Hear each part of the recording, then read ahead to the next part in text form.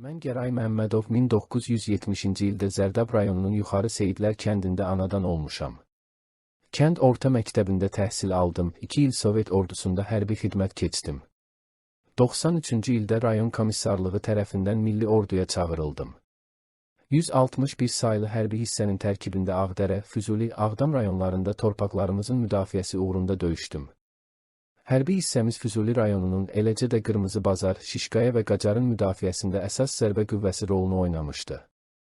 93-cü ilin dekabr, 94-cü ilin yanvar aylarında Babı, Arayatlı, Molla Məhərrəmli, Əhmədallar, Şükürbəyli və digər məntəqələrin işğaldan azad olunmasında da iştirak etdik.